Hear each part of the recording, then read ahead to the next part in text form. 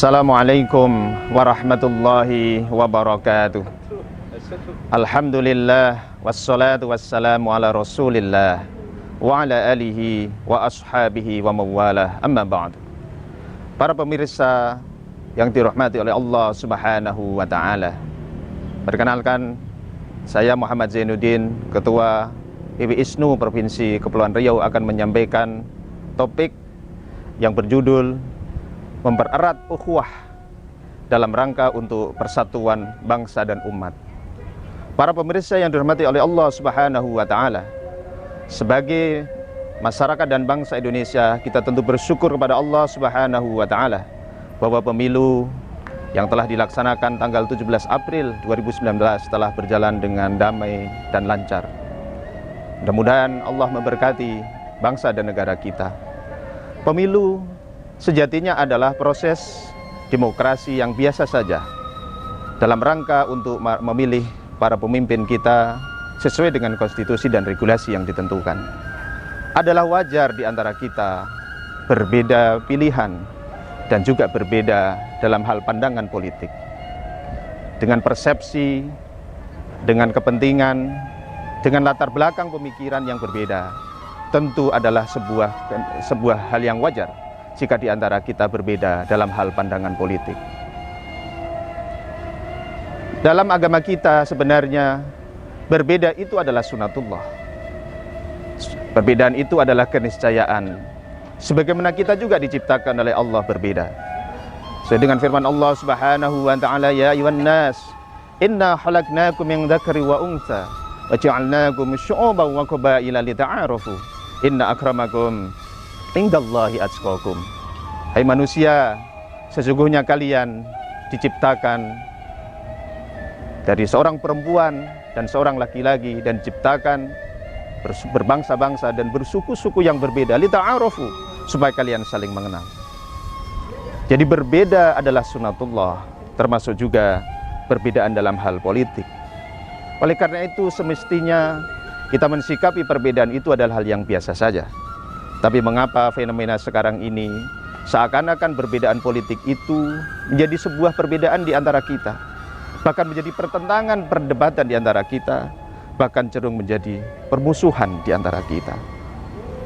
Para pemirsa yang dirahmati oleh Allah subhanahu wa ta'ala, Rasulullah Muhammad SAW telah memberikan contoh dalam peninggalan beliau yang sangat fenomenal yang kita kenal dalam Piagam Madinah atau Konsensus Madinah, yang merupakan perjanjian Rasulullah Muhammad SAW beserta para sahabat dan juga orang Yahudi dan Nasrani ditandatangani di Yasrib atau di kota Madinah pada tahun 2 Hijriah. Piagam Madinah dan Konsensus Madinah ini merupakan refleksi sejarah sekaligus contoh Rasulullah bagaimana mempersatukan perbedaan di antara masyarakat waktu itu. Oleh para ulama kemudian Piagam Madinah atau Konsensus Madinah ini diterjemahkan dalam konsep ukhuwah. Yang kita kenal ada 3 ukhuwah. Ada ukhuwah Islamiyah, ukhuwah watoniyah, dan ukhuwah basyariyah atau insaniyah. Para pemirsa rahimakumullah, ukhuwah yang pertama adalah ukhuwah Islamiyah. Ada yang mengatakan juga bukan ukhuwah Islamiyah, tapi ukhuwah bainal muslimin, yaitu ukhuwah di antara sesama orang muslim.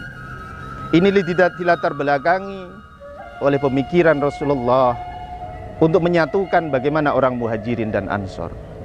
Kita tahu bahwa terjadi banyak perbedaan tentunya di antara orang ansor dan muhajirin, dari sisi karakter, dari sisi mungkin dari sisi bagaimana sosiologis mereka.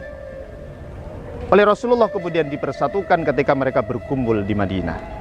Mereka dikumpulkan dalam satu konsep ukhuwah Islamiyah, al-muslim akhul muslim, bahwa di antara sesama muslim itu adalah saudara.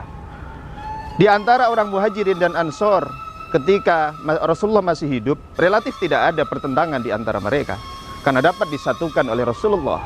Tetapi bibit-bibit perselisihan di antara mereka itu, potensi perselisihan di antara mereka, pertentangan itu muncul manakala Rasulullah meninggal, Rasulullah wafat, dan mereka memperdebatkan siapa yang pantas menggantikan Nabi, bukan sebagai Rasul tetapi sebagai pemimpin masyarakat Madinah waktu itu. Tapi dengan perbedaan yang tajam sekalipun, toh dengan ukhuwah Islamiyah di antara mereka itu dapat terjalin. Dan akhirnya terpilihlah Abu Bakar As-Siddiq sebagai khalifah pertama. Para salafus soleh juga memberikan contoh bagaimana mereka ketika berbeda pendapat, berbeda ijtihad dalam hal-hal yang bersifat khilafiyah.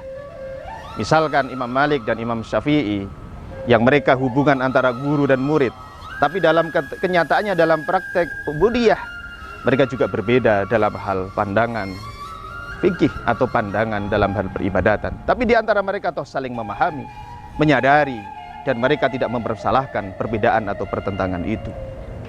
Oleh karena itu, bagaimana kita mensikapi perbedaan di antara kita? Maka kita harus mencari titik kesamaan.